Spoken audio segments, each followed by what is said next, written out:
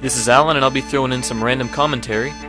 If you notice to start off with, there's some really blatant signs here on the marker board, such as the one right here. Dreams don't equal reality, as you know that turns out to be pretty much the theme of the entire movie. Right here you see the red cross. That actually was supposed to stand for the nurse, just a sign of things to come. 654, which of course, if you remember, is a repeating number throughout the entire dream process. And we'll see that here as well as it zooms past the computer screen, the alarm clock, and the words. Stupid guy. I'm really gonna be late. There's gotta be some way out of here.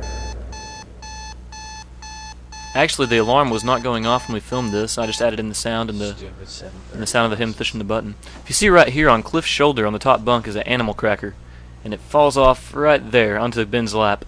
And he was supposed to eat it, but for some reason he chose not to. Probably a wise choice. The music at the beginning here is intended to reflect the mood and the tone of the entire movie. It has that grinding, screeching, kind of uncomfortable sound to it, and those are the exact feelings that I wanted to portray.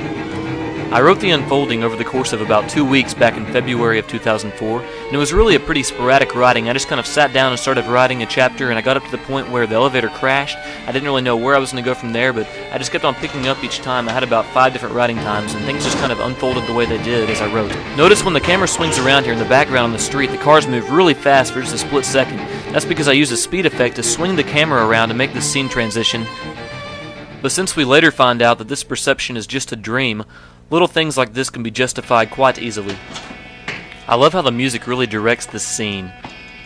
If you notice what Ben is wearing here, he's wearing his green shirt, he's cleanly shaven, and as we find out, this is common to his dream perception, and it's a way that we can tell whether Ben is dreaming or awake.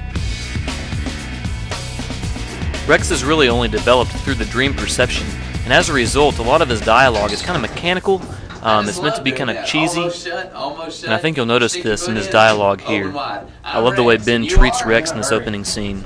Alright, that's a weird name. Of course, the elevator panel originally did not have the 4, 5, and 6 buttons, but I just took a picture of the panel and added those buttons in on an editing program on my computer. Notice again the reoccurrence of 654. These numbers just keep popping back up over and over in this perception, and it just serves as a subtle hint that this can't be reality. Notice the movement of Ben's eyes to the music here. It's really pretty cool. Of course, the elevator did not really crash. I just added in these sound effects later on in the editing process. Right here where the elevator crashes is where the first chapter of the original story ended. And this is really where I had a lot of options of where to go. I didn't know if the doors might open and there could be like a whole new world underneath this building, or perhaps maybe something else could. I wasn't really sure where I was going to go from here. But like I said, I just picked back up about a week later and spent about another hour or two writing, and I wrote another chapter, and things really just kind of started to unfold as I sat back down and wrote. Notice Ben now has a red shirt on, he's changed, he has a beard, he looks around, everything's back to normal, even the button panel. The door's open, and he doesn't know what else to do but just to go back to his original Monday morning schedule that he's used to. Notice how his steps are on beat with the music.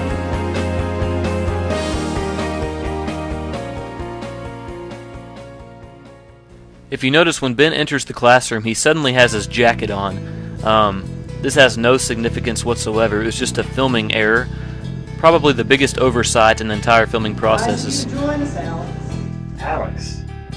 Alex, I thought it was Rex. Clearly, Ben is confused as he finds out that Rex's name is actually Alex. And here he tries to piece together the things that he's just been through, and he doesn't really know how to respond, so in frustration he just kind of lays down on his desk like a lot of students do every day in their classes, so this is a scene that we can all relate to, and he just kind of drifts off to sleep.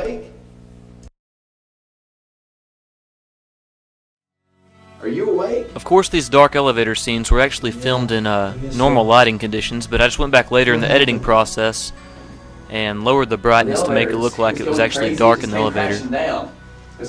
Here in a minute you can look to the top left of the screen and see where a ceiling tile has been removed in the elevator. Right there, and that is where I had been up in the corner filming actually. I had to move the ceiling tile so I could get as far up in the corner as I could to get a good perspective in the tight space of the elevator. My name isn't Rex, it's Alex. What's going on? This doesn't make any sense. Doors jammed, won't open, none of the buttons work, everything's messed up. Then we're gonna be stuck in here a while. Maybe if we could get these lights back on, we can figure something out. This is where things really start to get interesting as Ben figures out that he can use his dreams supposedly to affect reality, and it's something that he wants to explore here, so he goes on this quest by falling asleep, which is really kind of a humorous concept, really, especially whenever you see from Rex's point of view that Ben's just going to sleep in the bottom of this elevator when they're trapped, and it's just kind of almost humorous in a way. During the transitions between perceptions, the screen changes from black to dark red, and the idea here is that, in reality, due to light, when you close your eyes, you don't see so much of a black, but more of a dark red. Here the camera kind of fades in and fades back out, and it's meant to kind of give you the feeling that you have when you're waking up in class and you're kind of dazing in and out. I love the scene because this is the way I feel sometimes in class whenever I just want to get out of there and I just want to go crazy, you know, and flip my desk over and throw the book, and it's just so much fun to watch. Ben's action here is really pretty sporadic. He's just kind of thinking of things to do as he goes. Notice the student in front of Alex mysteriously change. Ben was a little hesitant in hitting Clark, played by Eric Fisher. I actually used myself as an example to convince Ben that it wouldn't hurt too bad. But as you can see, Eric, on the other hand, had no hesitations in returning the blow. The gasp that you hear here as Ben wakes up is actually my own gasp that I added in later during the editing process. Some kind of emergency switch or something. They aren't the exact same marker swipes that you've seen in the previous scene.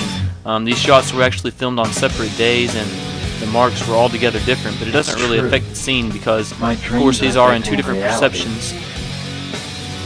Look in the bottom left corner and see the script resting on my leg as I prop myself up into the corner of the elevator. Clearly an oversight on my part. And now as Alex pronounces the time as being 6:54, you see these images flash up on the screen, signifying that Ben is piecing these little results of the 654 reoccurrence together. The lights may be working, but nothing else is. I'm going to have to use my dreams to get out of this elevator. Notice that after Ben comes to this conclusion, he's so much at ease that whenever he lies on the floor, his facial expression just shows that he's not worried any longer about being trapped in this elevator and that he knows that he's found the answer to his predicament.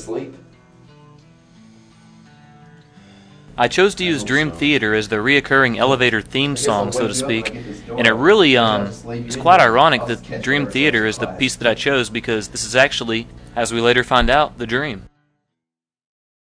Notice how Ben has a hard time going to sleep this time around, and that's obviously because he's just been hit in the head in reality, and it's kind of affecting him, and he even feels the pain here towards the end of this scene, and he can just feel that pain leaking through from reality, which is something that also happens later on, as we'll see. And now we hear the reoccurring classroom theme song, which is a piece by Audioslave, and I chose this song basically just because I really think it sets the mood for the classroom setting. Filming for the classroom scenes was all done at once on just one afternoon. We were kind of rushed, but it was a lot of fun, had a lot of people come out and support, a lot of students that just came and sat in the room and gave me the extras I needed to film these scenes, and I'm really thankful for that. Notice here as Ben struggles because understandably the pain feels so real, but he's convinced that it's just a dream, so he struggles to overcome this in this scene. Why do I even bother? These people aren't even real. I'm talking to myself. Notice that the jacket that Ben wore in the classroom scenes is mysteriously gone now as he comes out of the classroom. Like I mentioned earlier, those scenes were just filmed on different days, and only the scenes in the classroom show Ben wearing that jacket. The door doesn't need to open yet. It'll open as soon as I wake up. The music here is a song by Propellerheads called Secret Service, and I think it really fits the scenes well. It's probably one of my favorite songs as far as setting the mood for these final scenes, which are of course important because they're the last scenes that Ben spends in reality. How do I wake up? Nothing's working. Understandably anxious to wake up and see if his strategy for getting himself out of the elevator has worked, Ben becomes frustrated because he can't seem to wake up. As a result, Ben is willing to do just about anything to wake up from this dream.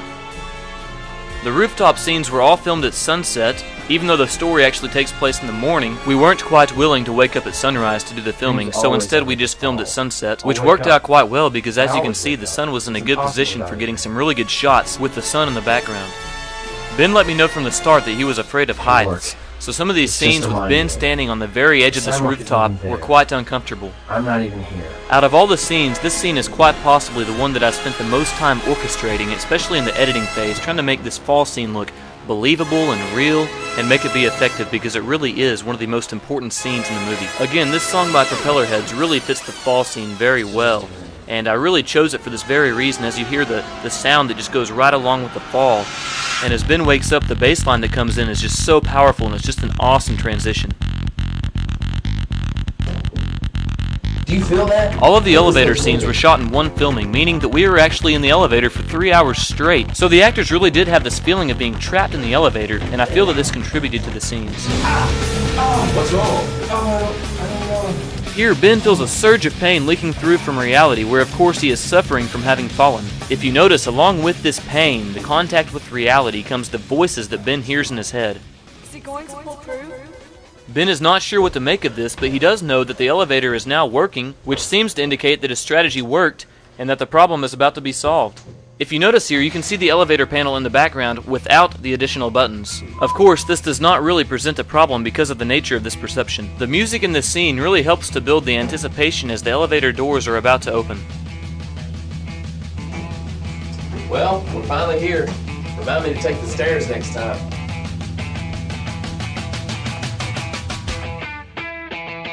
Notice how the music climaxes as Ben steps out of the elevator, giving this feeling of success. But this mood suddenly ends as the door slams behind Ben, and the music cuts off abruptly, and immediately Ben's sense of achievement begins to collapse. Ben sees the nurse as mentioned in reality, and this creates a link through which Ben feels pain and hears the concerned voice as he did before. Wake up! Please wake up! Putting things together, Ben turns to see the alternate perception of himself entering the stairwell. Although Ben is coming to the inevitable realization of his mistake through this dream process, it's only logical that the dream can't reveal anything new, but only bring experiences together in a way that develops Ben's understanding. As Ben recalls and perceives this construct of the classroom as he remembers it from reality, it further confirms his growing realization and creates yet another link to reality. What happened? Did he fall from up there? Of course, at this point, Ben already knows in the back of his mind what he is about to see and what he must face, but he is still compelled to confirm this.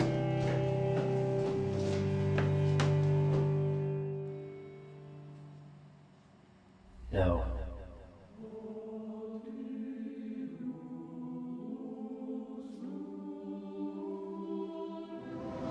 No. No. No, no, no. With his tragic suspicions confirmed, Ben struggles to come to grips with himself. It was real. It was real. On a side note, watch the ant in the bottom right corner as it makes its epic journey across the rooftop throughout the remainder of this scene. Of course, the sound of the sirens was added in later during the editing process. This is the dream. How can I confuse my dreams with reality? Dreams don't define reality. Reality defines dreams.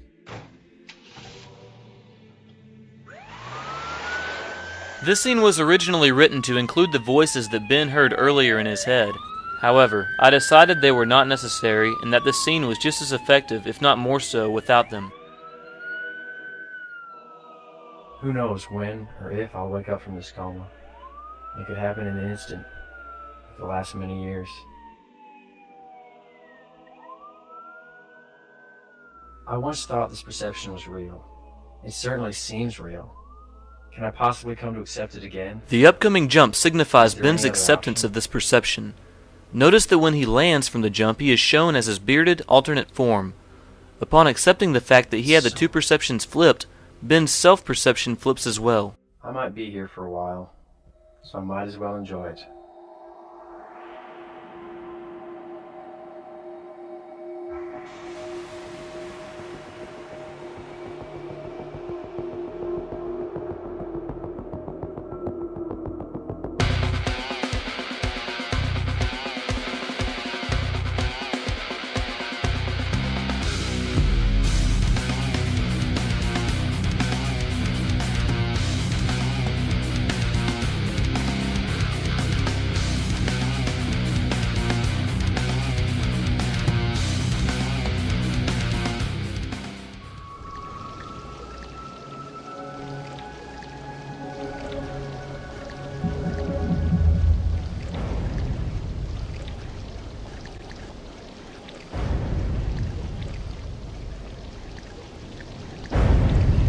Creating this movie was an awesome experience. I had a lot of fun, and I want to thank you for taking part and showing your support by watching.